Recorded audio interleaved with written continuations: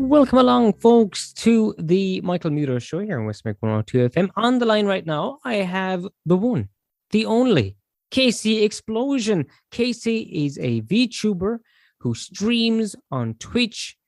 She plays the videos game on, I think I pronounced that right, on, that's their pronunciation, anyway, on Twitch, twitch.tv/Casey Explosion. Now, yes, as well as that, Casey plays sometimes spooky horror games, things like that. But you're also, and also you like horror in general. Would that be right in saying, Casey? Very accurate, yes. Yeah. Bit like myself, I do like the old spookiness in most things. I think I like them best. I like horror visuals. I like horror music. All kinds of visuals and music and stuff like that, and imagery and stuff like that, and lyrics, stuff like that. And yeah, I like it a lot. But today we're going to talk about horror films. Now, I have I have a few favorites, but I'd like to know some of yours. Would you know off the top of your head, what kind? I suppose I'll start off with this. What kind of horror films do you like best? Ooh, that's a tough question because horror being such a broad category. Yep. And there are so many different subgenres within. Yes. I never really play favorites in general. Like there is so much to enjoy and so much to love. Yeah. And could you really like say The Thing is better than, let's say, Audition? They both have very different vibes, go for very different kind of things. Very different Audition, themes. I don't know if I know Audition now. Is Audition It is a Japanese movie by director Takashi Miike. Very intense, isn't it? A lot of It is a very intense, slow burn. It starts off with the kind of with a premise you might expect from a romantic comedy, where an older gentleman, a widower, is propositioned by his friend to set up a fake audition for a movie that isn't going to go ahead, to try and set up his friend with a new woman. Oh dear. And it turns into this incredibly tense, slow burn thriller before the final act, which is infamously intense. I won't go into it, but it is a I've heard tell masterpiece. It is meant to be very intense, as I say, very, as you say, I should say, very incredibly intense in a lot of ways. But there we go. Anyway, so yeah, do you know what? That's a good point. Because the thing, of course, and that's I don't know. I think I tend to, if I was say, if I have a whole load of, we're gonna say plethora, but then I said I'll change it and make it load for some reason.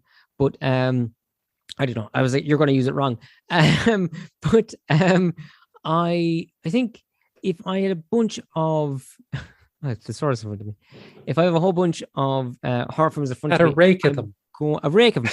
If I had a rake of them in front of me, I would go for the creature features every time. I feel like that's where I go to. I like a good, not the creature effect. I like the story more than an effect, really. But I like creatures. I like stuff like that. I know as Halloween's out, and that's good. That I love that. I love those films. But if Michael Myers had, he took the mask off and he was a weird guy under there, now we're cooking. Now we're going. Now we're in my line of okay, all right. They have scales. Interesting. All right. Let's see what else you got there. Oh, you got a tail.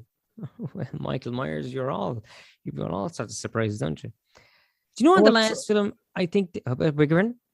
Oh no, I was going to say. So what is something recent in terms of creature features that you've enjoyed? Oh no, the name is gone. Oh dang. that one where it's like Power Rangers but evil. What was that again? Psycho Gorman. Psycho Gorman. That it's very good. I have issues with it, but I mean the basic idea I like an awful lot, and I wish they'd make more in America like that. I like that kind of filmmaking. I love those tokusatsu kind of shows from Japan and things so that really appealed to me. And of course, it's like these one, folks, Guyver. Maybe a lot of people might know that one, but it's I think Mark Hamill is in that film actually, not as the Guyver, but I thought he was, but anyway, Yeah. But it's that kind of thing. I like that kind of stuff. I like special. I say I like special effects, but I think I like the idea that it was creatures and stuff like that. But yeah, they're fair and few between these days. It was more of an 80s thing, I feel like. You know, I was thinking about this the other day, or not the other day, sorry, years ago. I was thinking about what horror films are. And I was thinking they're sort of like fairy tales for adults sometimes, where you could have something really fantastical happening and completely, unbelievable, but it's really a lot of dread and maybe building in on fears you have as an adult. Because I think a lot of children's fairy tales, sometimes the darker ones, will feed on children's fears, being lost in the woods, like Hansel and Gretel and stuff like that, And, I think a lot of those fables and things like that would have had a little moral in them.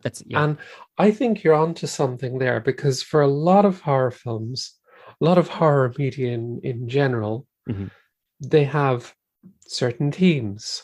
Like, for example, we were talking about They Live, which is on the surface, it is an alien invasion movie. But it's also a critique of 80s capitalism, yuppie culture, Reaganomics. It's its own little fable. There is a lot of stuff you can get out of horror films. You can say with a horror film more weirdly subtly, more subtle than you could in a drama, we'll say. Whereas in a drama, you're going to say, well, I'm in a political scenario here, and I'm in politics here, and stuff like that. Whereas in a horror film, it's going to be more like abstract creatures, more abstract and things like or I think you could deal with so much in horror as well, things of traumatic incidences, and not just like a horrible creature or something like that. I'm saying like, but like take the film Carrie, we'll say, where you've got intense trauma with Carrie's mother and stuff like that, and all the stuff going on with Carrie in her life, and not trauma, but you know what I mean. And it's how that manifests itself. That's a bit broader maybe, but like, yeah. I know what you mean. I know what am I saying, of course, and then the bullying and all that kind of stuff like that, you know. And there's almost in Carrie, there's like it's like it's like the Invisible Man. It's like, if you had these abilities, what would you do? Maybe not Carrie, but I think the Invisible Man will say, with Carrie, she had these abilities and she could get her back. I won't say why, because I won't spoil it for anyone who hasn't seen it. I recommend you see it. 18s definitely, I would say, for that one. But yeah, that is very explicit, that movie. Yeah, as a rough film. Well, no, it's very good though. But that just made it seem like it was like, it's torture porn, as they were calling it a couple of years ago. I hate that term. I don't even like the films, to be honest. But some of the films can be very good, but I think there was I really dislike the term entirely, because it started as sort of this quasi-moral panic, and I'm old enough to remember like the whole video nasty scare of the early 90s, and that's where it hit for me, this whole video nasty thing, torture porn, and it came with it this sort of almost judgmental sense of, oh, you're watching torture porn, like, an almost like accusation there, like, judgment that the person enjoying this sort of movie was actually getting off on us. I see. And yeah, of course. that's not why people No. generally watch those kinds of movies. No. And like, It's the opposite.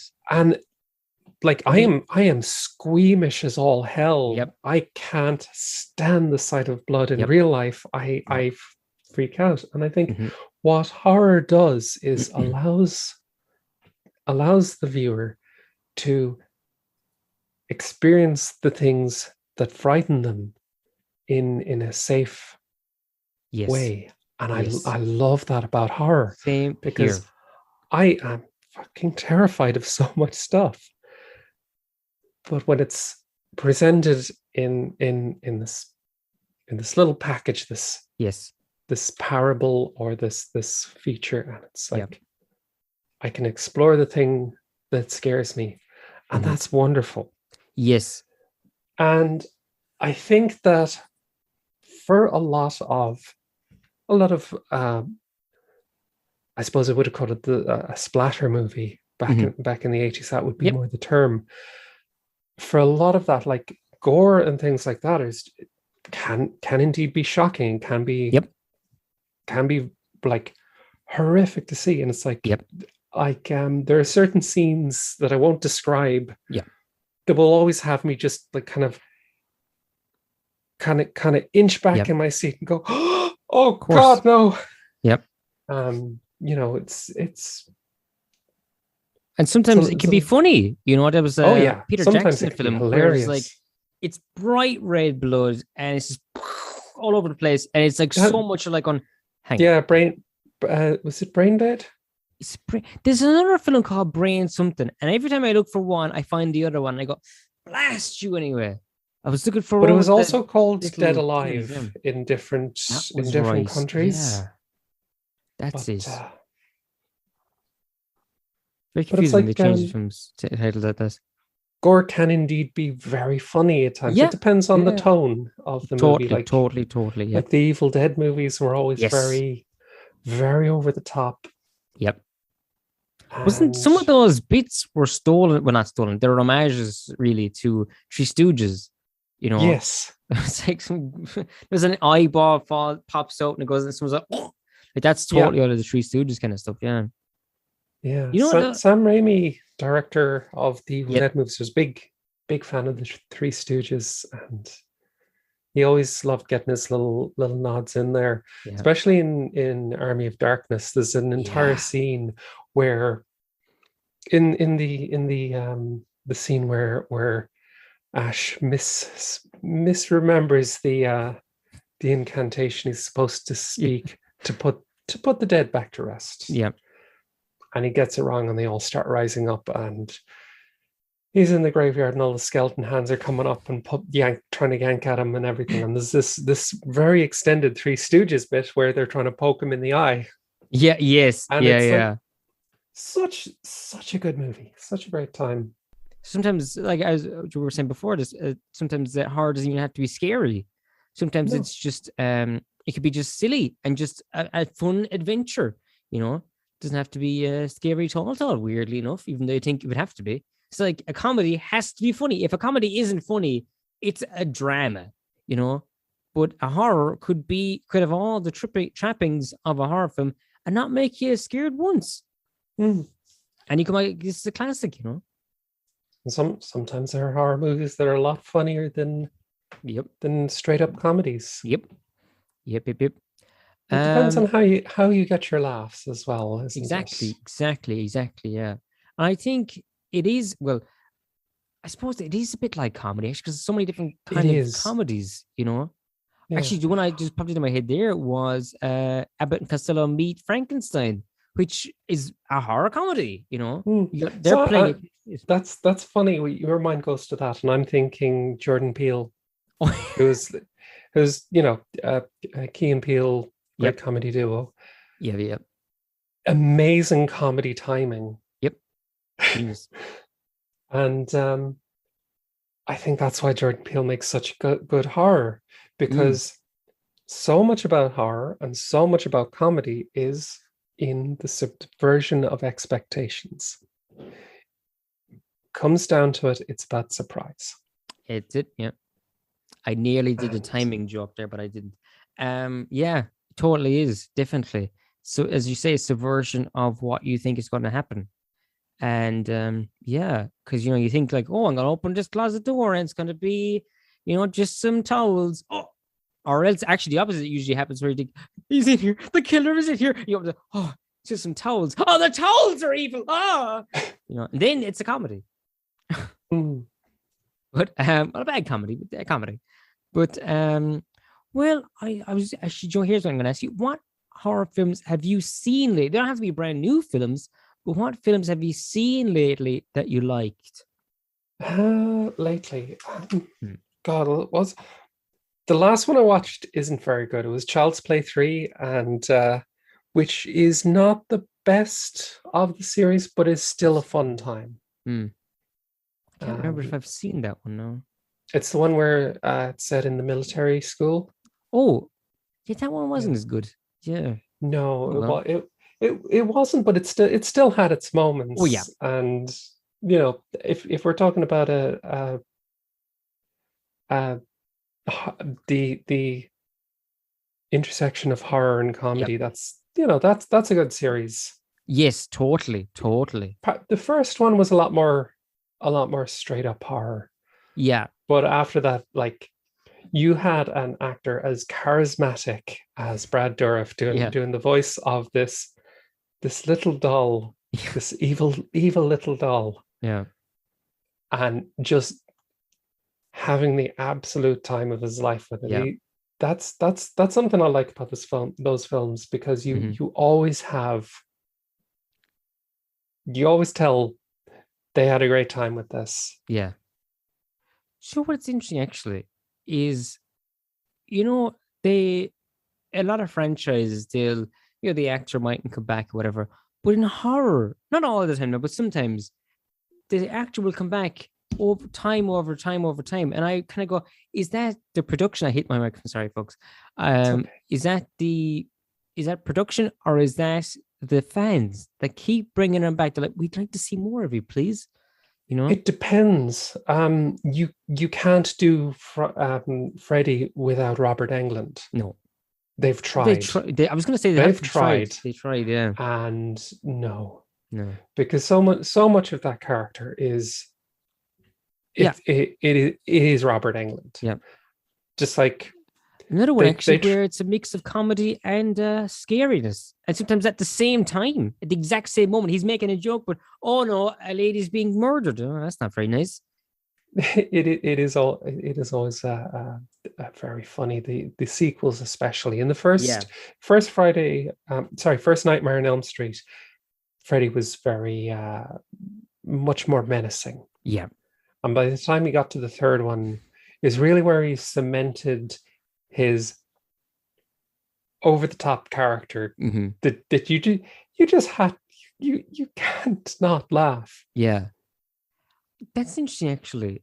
In some horror films, not all of them, obviously, but some horror franchises where the longer it goes on, the sillier, intentionally sillier it gets.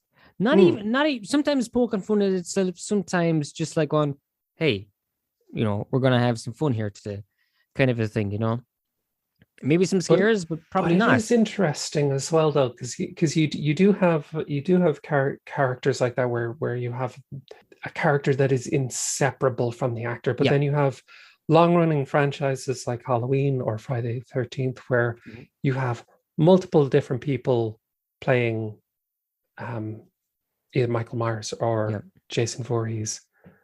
And I You suppose know what? with Jason, you do have Kane Hodder being I was going to say, the guy yeah. who played him the most iconic. Mhm.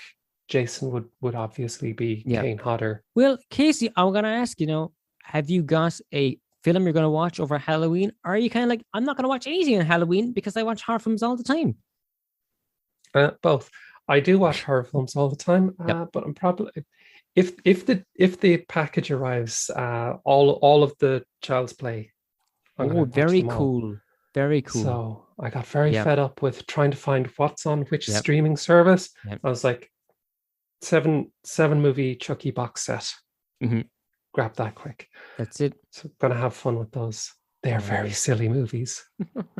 Very indeed. 18s, folks. Just, anyway, but there we go. Casey, thank you so much for joining me on today's program. Thank you for talking horror to me. And of course, don't forget, folks, you can catch Casey streaming live on Twitch, twitch.tv/Casey Explosion. Thank you so much. Thank you.